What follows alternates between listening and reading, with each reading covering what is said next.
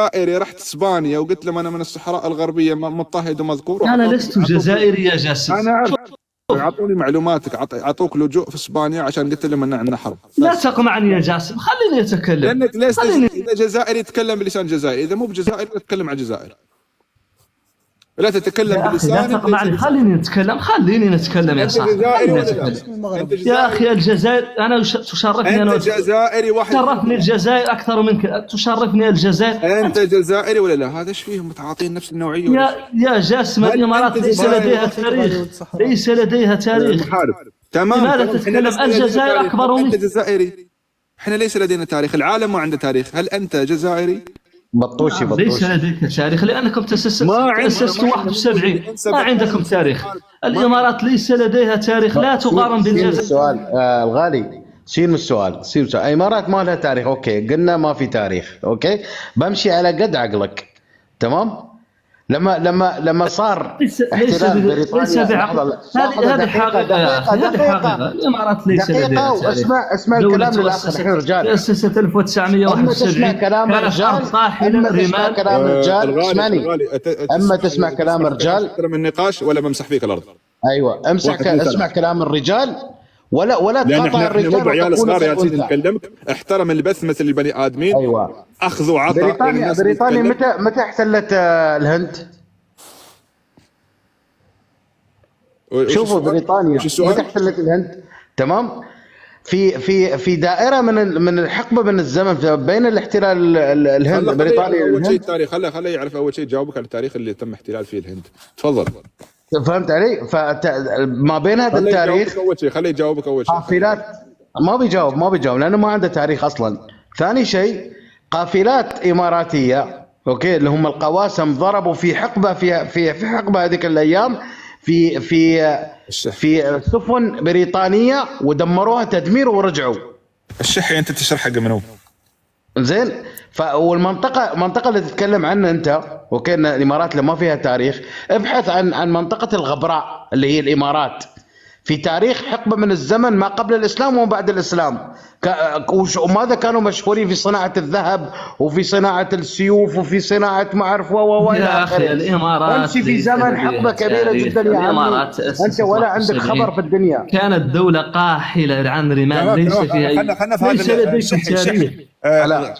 الغالي شوف، حنا انا والشحي اعترفنا ان حنا لسنا موجودين، ما هي مشكلتك الحين وهو الاشكال. ومن ليس له وجود لماذا تتكلم عن سيادة الجزائر؟ الجزائر شرف، الجزائر هي شرف كل عربي ومسلم. الجزائر يا أخي، لماذا تتكلم عن الجزائر بسوء؟ أعوذ بالله. الحين حنا، هل سمعت حنا نفتخر بتاريخنا؟ هل سمعت أننا نتفاخر؟ لأنه ليس لديك تاريخ تفتخر. لأنه ليس لديك.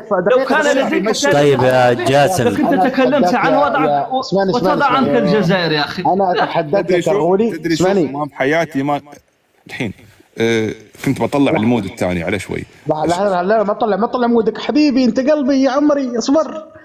أتحداك يا غالي يا ولد اسبانيا، بس إذا طلعت لقبك فقط، لقبك الشحي، لازم نتفق على شيء، بطار افتح المايك لو سمحت. تمام. الشحي لازم نتفق ان احنا مثل ما يقول هو، نعترف، هذا اعتراف، تمام. احنا لسنا موجودين، ما عندنا تاريخ، تمام. خلاص عشان ما نروح، خلصنا يا غالي. اعتراف حقيقي، هذا حقيقي وواقعي يا جاسم. لا ليس لدينا ولا نتفاخر بالتاريخ، تمام. ايوه انا اتحدث. ولو كان لديكم تاريخ لكنت الان فاتح ليه لايف وتتكلم، لكن ليس لديكم تاريخ. وش اسوي بالتاريخ؟ انتم تتكلمون على طيب اخوي غالي، اخوي جاسم تتكلمون عن الجزائر وسيادكم.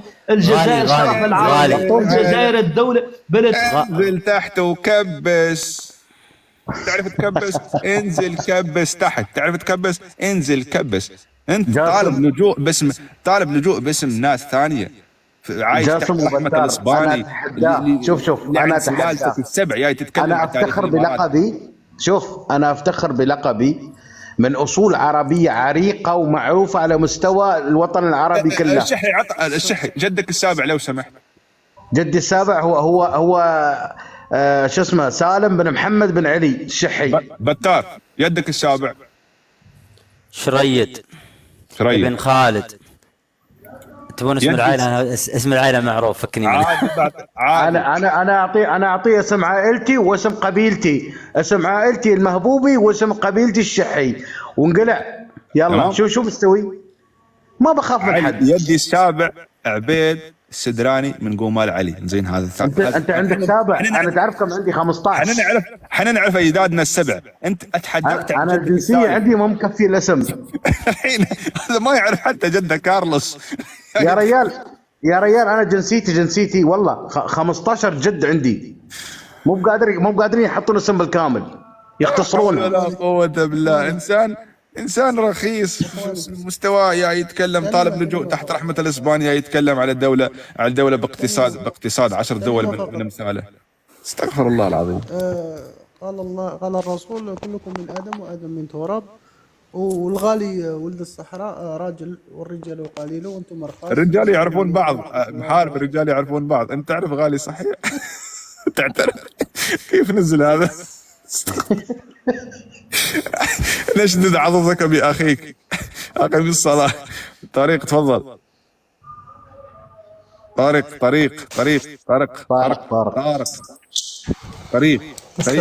طارق يدلع نفسه شوي. ايه طراق. السلام عليكم. تفضل. طيب السلام ورحمة الله. بتار مو بزعلان مني صحيح؟ لا حبيبي خذ راحتك. عشان شيء لأني بعطيك مستويات شوي مو مني. بعطيك. لا خذ راحتك حبيبي. أعطيك الامتحان الصعب فاهمني؟ لا بد موجود. ما أنا رفع ضغطي لحالي فاهمني؟ وانت ما اعطيت احد فرصه، الله يعطيك العافيه. ارفع ضغطك وترفع ضغطنا معك. لا انا لا بس انا بيوم شفت يتطرق للتاريخ ما في مشكله. انت قلت له ما عندي تاريخ، علما ان تاريخكم معروف، ولكن طيب خلينا نعرف وش تاريخه. ما اعطيتني فرصه نعرف وش تاريخ اللي هو يفتخر فيه. بتار يوم قلت له ان ادريس الاول كان يحسب على حسب مخ ادريس الاول اللي هو من السلاله العلويه صحيح؟ صحيح تمام. يوم قلت له قال ما نتشرف فيه، بس قلت له تدري ان ادريس الاول هو اللي اسس الجزائر وتم بيعته في الجزائر؟ قال لا يعني قلت انه ما حس اللي شرف اني اتعرف عليه. غير السالفه. اي لانه من اساسا من اهل البيت، يعني حين يقول يتكلم بهذا الكلام فهو يقصد اهل البيت. فالحمار ما يعرف ايش قاعد يقول. مين جبت المعلومه ادريس الاول ما تعرفه؟ ادريس اسس الجزائر. مين جبت المعلومه تاسس الجزائر ادريس؟ يلا خذ لك. ولا قالوا يا جماعة الخير لحظة ارحموني. دولة الإدريسية كانت في المغرب يا أخي. طارق المغرب وين كانت؟ الدولة الإدريسية كانت في المغرب. تمام أخوي طارق. يرشون عليك شيء من هوا فوق. الدولة الإدريسية أمو الخيمة خلينا نتكلم شوية. تشرف بالخيمة. هل يرشون عليك؟ أمو الخيمة حسنا نتكلم. أبو الخيمة ورع البعير وهذا الخرابيط هذا. أبو الخيمة الحين هل يرشون عليك شيء فوق؟ لأن أنت ما فهمت على أساس جدك كان في برج خليفة يعني. لا برج إيفل. استغفر الله العظيم. لا براويك اللي يعيش اللي يتكلم عن الخيمة وين عايش.